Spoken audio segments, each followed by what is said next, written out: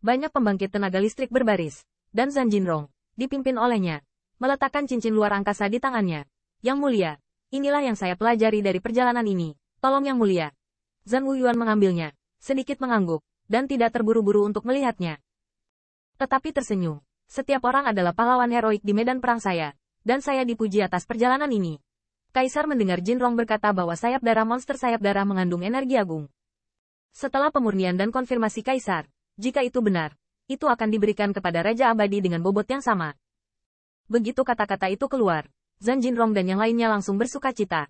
Terima kasih Yang Mulia. Qin Yichen juga mengikuti memberi hormat. Dari reaksi Zhan Jinrong dan yang lainnya, dia juga memahami nilai Xianjing.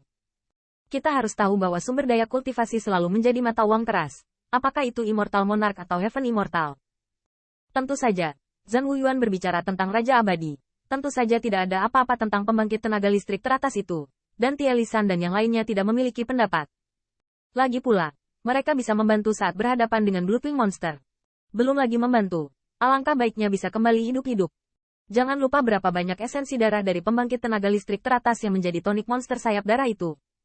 Setelah sorakan mereda, Zhan Wuyuan kembali berkata, semua orang dalam perjalanan ini, tidak peduli seberapa tinggi atau rendah alamnya, dapat memilih pedang yang paling tersedia untukmu.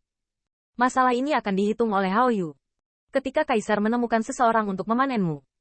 Setelah bila prajurit disusun kembali, itu dikeluarkan satu demi satu, kerumunan bahkan lebih senang, dan Zhan Wuyuan bertanggung jawab untuk membuatnya kembali. Ketika dia mendapatkannya, dia pasti lebih agresif dari sebelumnya. Kata-kata Zhan Wuyuan berikutnya membuat semua orang lebih senang. Selain itu, Kaisar sudah menyiapkan sekumpulan emas matahari platinum berlapis kaca untuk membuat battle armor untukmu. Yang Mulia berusia 10.000 tahun. Dari sudut pandang Zhan Wuyuan, mereka yang berjasa akan diberi penghargaan lagi. Sepotong tentara itu milik Qin Yichen dan mereka semua berjuang mati-matian, dan battle armor adalah siksaan dunia utara untuk perjalanan mereka. Qin Yichen berdiri di antara kerumunan yang bersorak gembira, dan tidak ada gejolak di hatinya. Dia bahkan memiliki beberapa tidak tahu apakah harus menangis atau tertawa. Itu sebenarnya adalah Kaisar yang mulia. Hadiah ini tidak cukup baginya. Berdiri di tangga batu giok, Zhan Wuyuan yang menghadap ke aula besar tidak bisa tidak menyadarinya. Melihat siluet ramping itu, mau tak mau aku ingin tertawa. Hadiah ini sangat berharga untuk beberapa pembangkit tenaga senior. Tetapi untuk Qin Yichen, bahkan jika mereka baru saja bergabung dengan Immortal Monarch, mereka kehilangan minat. Terlepas dari kekayaan atau kekuatannya, anak ini tidak dapat diukur dengan mata normal. Untungnya, Qin Yichen juga bersorak di tengah kerumunan, setidaknya di permukaan, masih terlihat sangat bahagia. Kurangnya wajah membuat yang terakhir cukup puas. Bagaimanapun, yang pertama berdiri untuk menyangkal penghargaan ini. Dia terlihat seperti tidak bisa berkata-kata.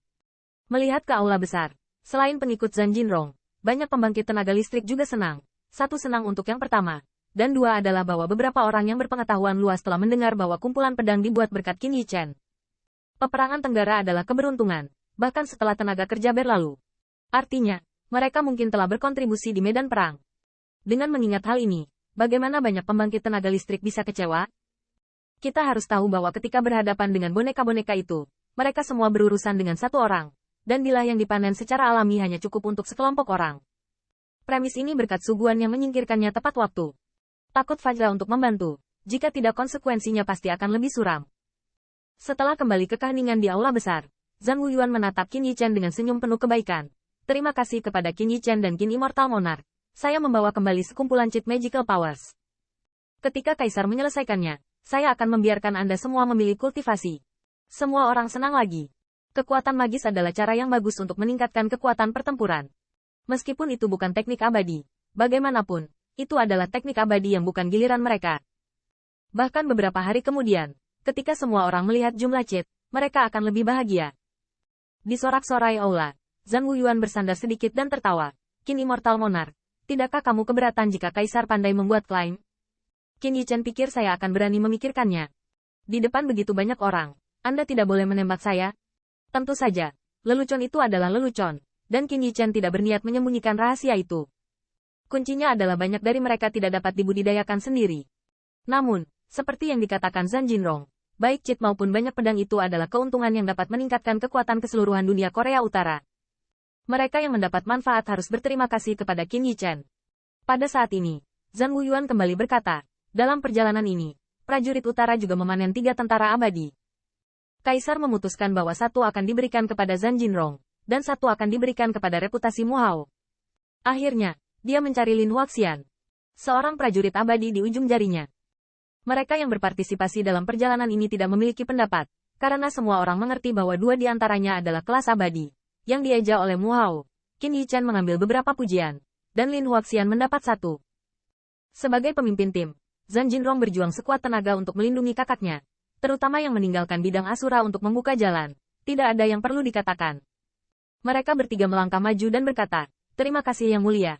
Terlihat bahwa Lin Huaxian sangat bersemangat. Orang tua yang telah mengikuti Zhan Jinrong selama bertahun-tahun mungkin telah menantikan aula besar di depannya. Kaisar berdiri dengan bangga, dan semua orang bergembira. Tapi ada beberapa orang di Northern Warfare yang bingung. Menurut pujian Qin Yichen, bukankah seharusnya dia juga dihadiahi prajurit peri? Meskipun belum ada yang mengatakan semuanya, tetapi mengapa Anda tidak mengetahuinya? Hanya saja dia sangat tidak berdaya. Bukan karena Qin Yichen tidak cukup dipuji, juga bukan selir kekaisaran, tetapi mereka tidak kekurangan. Setelah beberapa penghargaan, mata Zhan Yiyuan tertuju pada Qin Yichen. Raja Abadi Qin telah membuat pencapaian besar dalam perjalanan ini, dan saya akan menghadiahi Anda sendiri. Begitu ucapan ini keluar, banyak orang yang iri.